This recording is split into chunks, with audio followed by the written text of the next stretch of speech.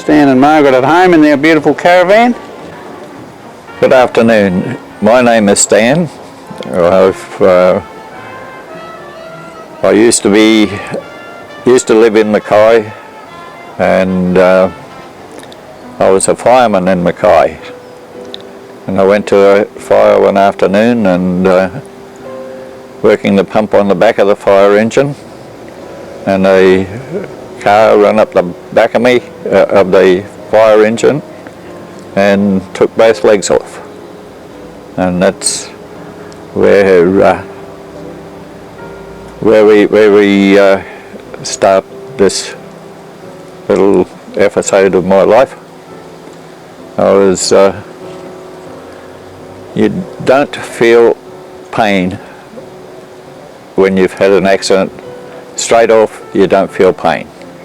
And I was lying on the middle of the road, and I thought, oh, I must have hurt my back. And then the pain hit, and I looked down, and my left foot was underneath my armpit. And I thought, oh, that's not where it's supposed to be. And so from there, I was laying on the road, and the deputy chief and the ambulance, they turned up out there, and I was having a bit of a argument with the deputy chief, because he wanted the ambulance to take me to the base hospital, and I didn't want to go to the base hospital. I wanted to go to the Margaret hospital, and I wanted my doctor. And he's telling them, no, you've got to go to the base hospital. So when they got me into the ambulance bearer said, well, where are we going? I said, I don't know where you're going, but I'm going to the Margaret hospital, and I want my doctor, Dr. Robertson. So they got on the radio and told them where we were going. And I kept on drifting in and out of consciousness, but when I got into the hospital, I'd run out of blood, and that's all I remember for quite some time. And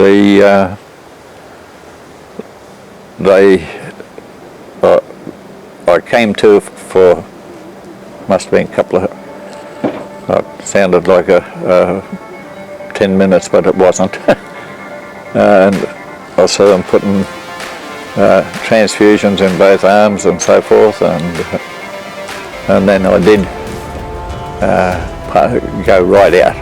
I died, and my doctor, there was no defibrillators in those days. What year was that? It was January 1969. And how old were you? 27. And the next thing that I can recall was being woken up by the doctor, and he was asking me who I was, how old my kids were, and my wife's name. I must have answered him all right, because he kept on going, and because he had been using external massage for over 3 minutes, and nothing was happening. So he out with his scalpel and cut my chest open, stuck his hand in, gave my heart a massage, and got me going, and then he woke me up. And yeah, so... You had open heart surgery? Well, open heart, but he stuck his hand in and just massaged my heart. Wow. So, I'm a pretty lucky fella. That's amazing. Somebody must have been looking after me that day. Wow.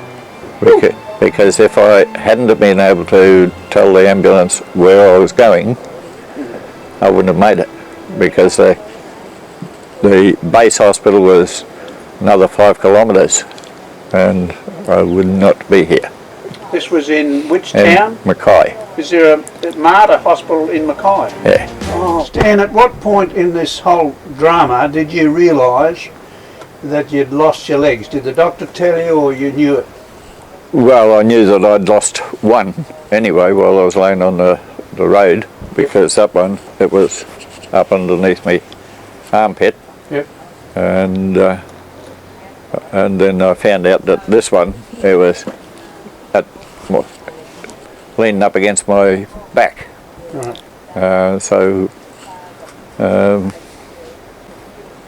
And that's, I didn't see any light at the end of any tunnel, but I wasn't interested in the light. Yeah. But yeah, but I could recall him waking me up, asking me these questions and so forth, and I answered him all right, because I've said to him, I was in the CMF, Citizens Military Forces. Yeah. And he was the doctor in charge of the medics in there. And he knew that if I had an accident, that I wasn't going to, I didn't want to be a vegetable. And if he knew that, and that's what he did for me. Wow. So, Really a miracle rescue. yeah. That's pretty well unheard of these days. Oh yeah, that's right. Yeah. A doctor cutting you open and massaging with the heart. Yeah. That's amazing. At what stage did he tell you that your legs had gone, or did he not? I think I just woke up, and that was on Sunday afternoon. I woke up at midnight on Monday night, and the first thing I heard was fire engines going screaming through the town, and I thought, oh, I should be out there getting some overtime. And then, yeah, I couldn't feel any pain then because I was so doped up. But a couple of days later, I noticed a cage sort of thing over my legs, and I thought it must have been my legs gone or something, and then I felt something on my chest there, and I thought, what the heck's that? And yeah, so the next time he come in, I said, what happened on my chest? He said, oh, he said we had to open you up and give you heart a massage. I said, oh, that's very good of you. And that's how it was. Wow. And You were married at the stage? yeah, And two and a half years I was married. How many children? We had 2 children, Yeah. under 2 years old, Wow. and my wife Margaret, she had to put up with a lot more than what I did, because she had the 2 little ones, pushing her in a pram, and then me in hospital, and yeah, she had a lot more to put up with than what I did, because if I got too much pain, they'd come and give me another hit with morphine and stuff. Yeah, so she's the one who needs she had to do a lot. she had to do a hell of a lot. Yeah, yeah. And yeah, Did there you was no go one- on to no have one- more children? Yes, we had 2 more boys, but the last one, he was stillborn. Okay. And so we got 3 sons, we got 6 grandchildren, 3 boys and 3 girls. Wow. Yeah. And Can you talk a bit about your rehabilitation? How long did it take you to start walking again?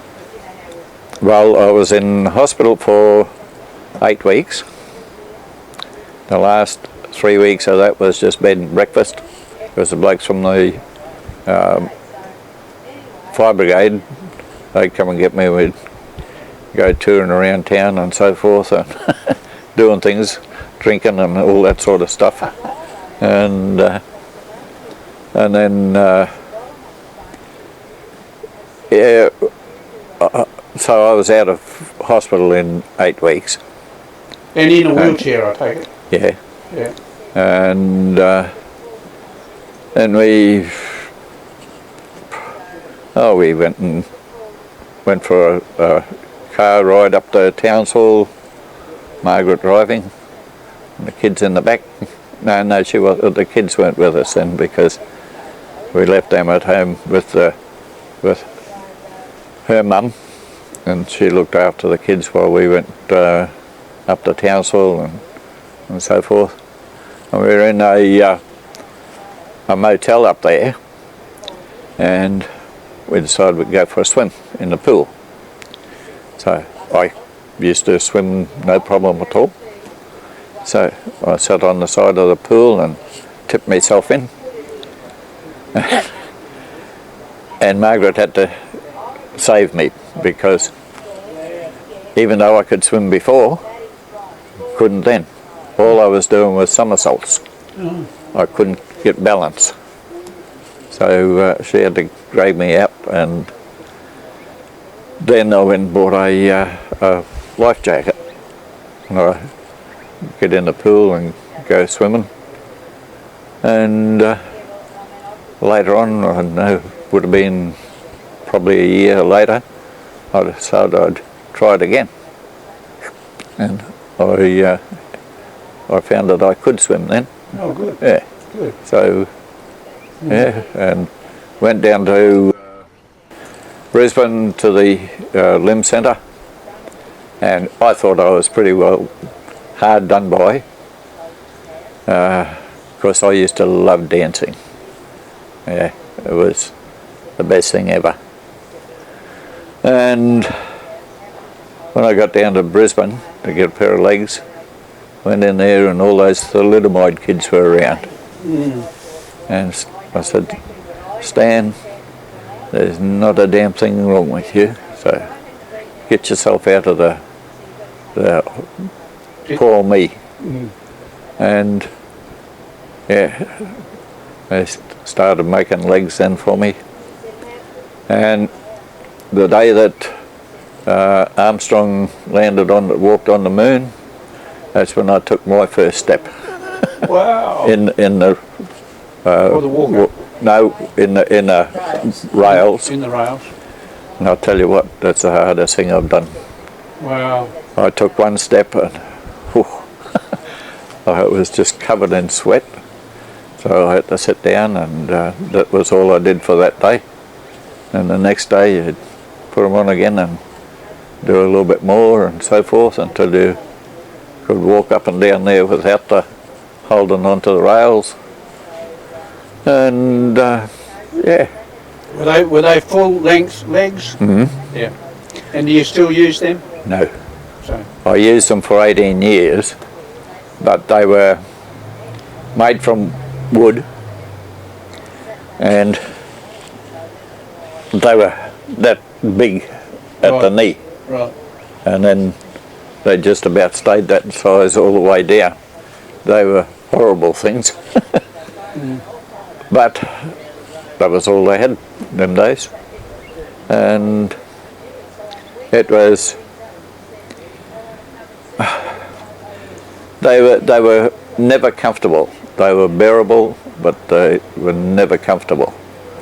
And this one was in a big leather corset that you had to lace it on, and then it had braces and all the rest of it, and it took you forever to get dressed.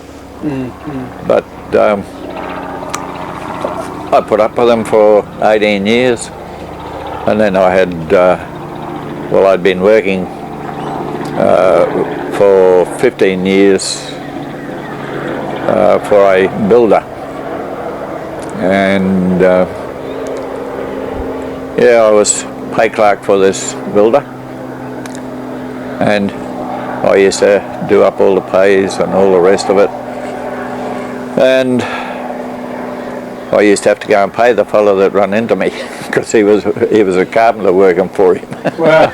Wow. But I didn't.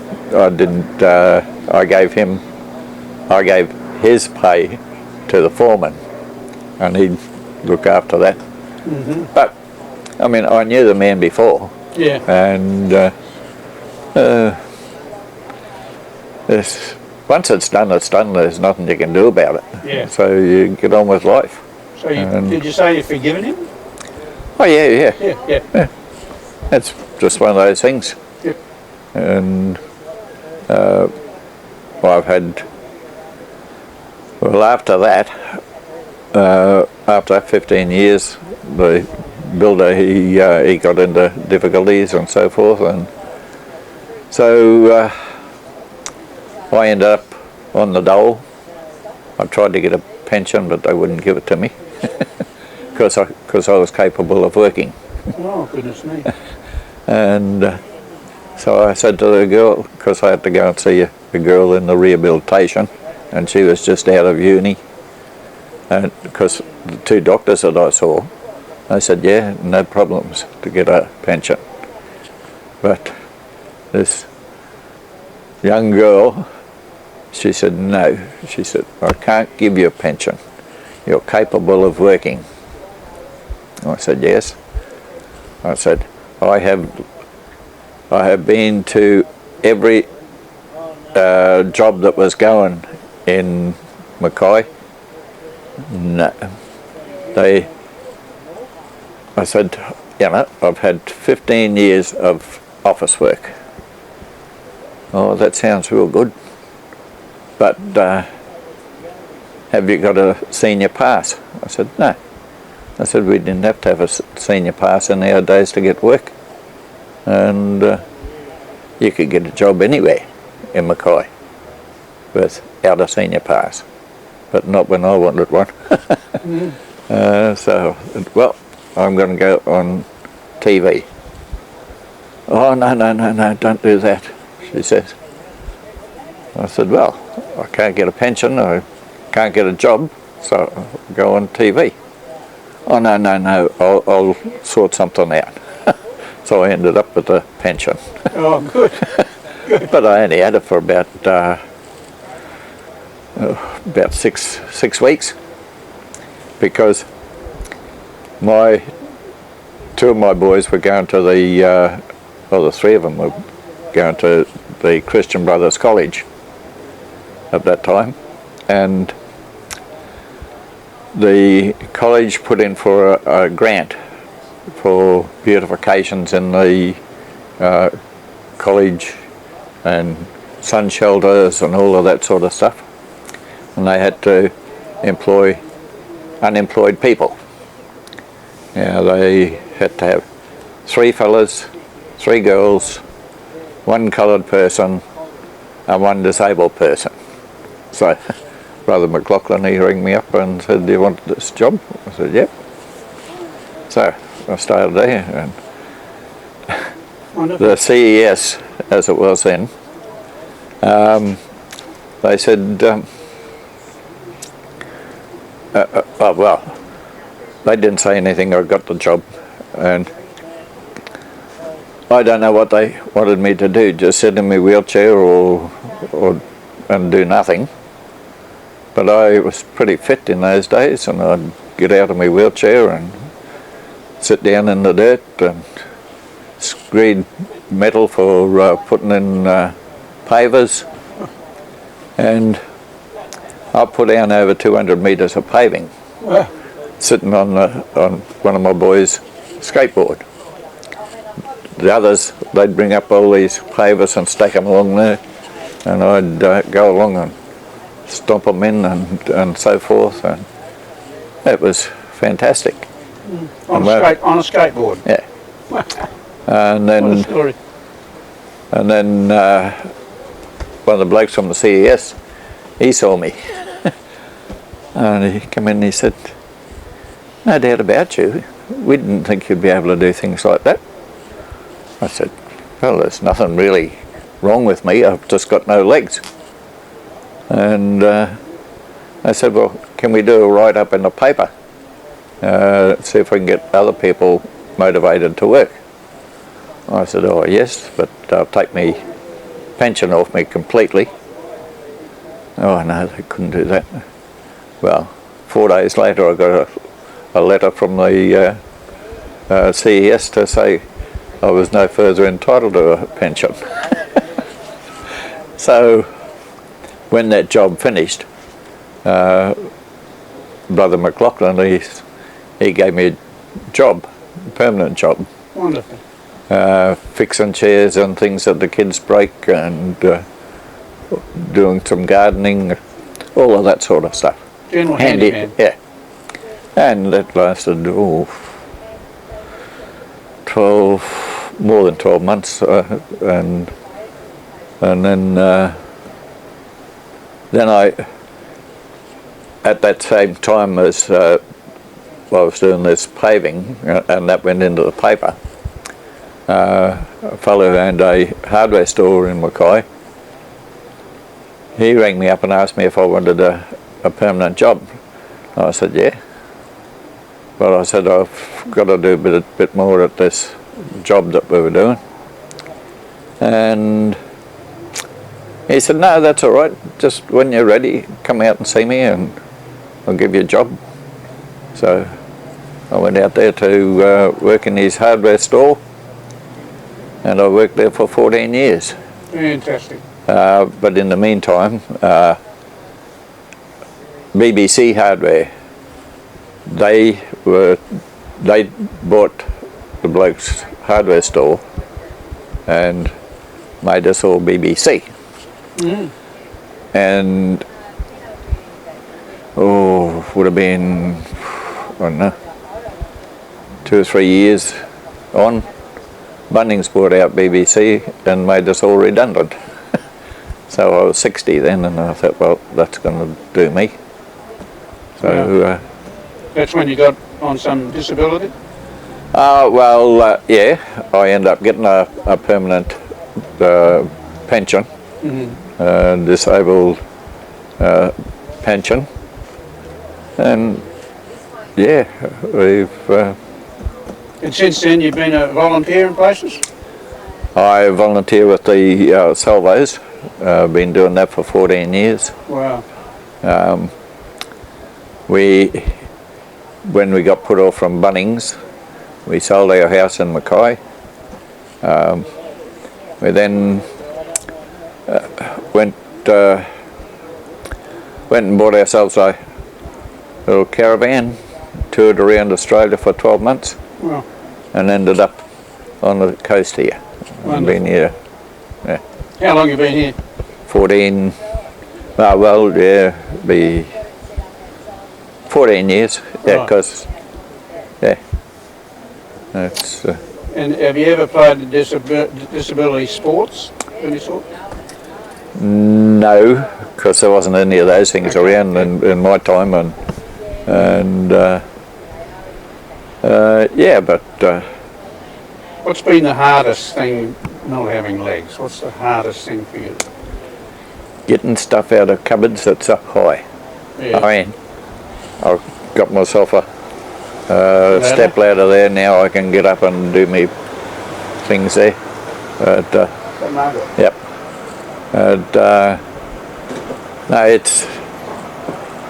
Yeah, that's the worst thing about it. Is you can't get up there and do things that you want to do. Yeah. So I bought that thing. That's great. Yeah. Great. This is my wife Margaret, who's just arrived home from shopping, and she has been absolutely fantastic from the time I had my accident, and she should have had a gold medal, because she is worth it. She's worth her weight in gold, because she was You were. You were. Without you, I wouldn't be here. I mean, you had to put up with so much with me, and it is very, very nice. Well, it is. I love you very much, and that's all there is to it. And how's it been for you, Margaret, all these years? Oh, I have my moments, believe me. yeah. Yes, How long I have you do. been married? 50 years. 50 years. And how long has you been without feet? 47. 47? So you only had 3 years of marriage before. Yeah. Yeah. 2 kids, 2 babies. It must have been a shock when you first heard the news. Oh, I don't know. I just probably takes a while to sink in. I don't know. I wasn't thinking about it to start with. Yeah. We've still got the kids and everything, and yeah. You just got on with it. You got on with it in those days? Yeah. Yes. Yeah. Yes. So So, what would you say to wives of husbands with disabilities today? What do you say? Oh, some of them are too precious these days. Yeah, yeah. In every aspect of life, they're really, yeah. yeah. They're just, Well, he's inspirational, this guy. He's inspired me, and we've even got him a ride on a big motorcycle. Yeah, there's one just over there that I'm going for a ride. You happy about that, Margaret? yeah, you can go It's only around the park. park. But yeah. Oh, we've been on a couple of Yeah, we've been on 2 of them things. That's good. 2 rides, one in Hobart, One in one Hobart. and one up around Mullaney. Yeah. And, And you're a caravaner now. You're living in the caravan yep. and enjoying it? Yeah, so far so good. Yeah, That's so good. How many years you been in the caravan? 6 months. 6 months? Yeah, full time. Yeah. Oh, full time. Yeah. We had a little caravan when we went around Australia. We were 12 months, and it was fantastic. Yeah. And And you're going to try and settle around the Sunshine Coast, or? We'll stay on the Sunshine Coast. Yeah. Yeah. Yeah, it's a Good. nice spot here. because there's a lot of nice caravan parks around here, and, Yeah. and You can just- only stay 3 months at a time, but that's okay. By the time 3 months are up, you're probably ready to move on anyway. Yeah. And you got a little job in the salvos. Oh yeah, just I used to do a lot of fixing up furniture and stuff like that, but I hurt my shoulders, and so I don't do much at all there now. What do you do when you go to work? Sort clothes and stuff like that, but don't do that much now neither. They will. Tell us about when you got that job, or you applied to go somewhere else. Tell us that story. Well, when we arrived on the coast here, I went to Don't mention any names, just you Oh, went well. somewhere. Yeah. we went to another place, done the same thing as what the salvos do, and they said, no, you'd be more of a hindrance than a help. So I said, all right. So I went down to salvos. When can you start? Yeah, you can start now if you want, or tomorrow. And I've been there since. Wonderful. Yeah. God bless the salvos. Yeah, well, I mean, they're a good mob that's there, working there, and yeah, I enjoy it. Yeah. Fantastic. Yep. And your kids are all grown up now with their own children? Oh, yes. Each of them have got two kids. Mm-hmm. We've got 2, the oldest 2, they live up at Kirilpa. Yep. The grandkids. Yeah, I've got Yeah, a 21-year-old yeah. grandson. Yeah. And you see the kids often? Oh, pretty often, yeah. Yeah. Well, we see these ones here quite often. And the 2 in Brisbane, well, we go down there fairly regularly, and that's a little boy and girl. Oh, well, they're not so little now.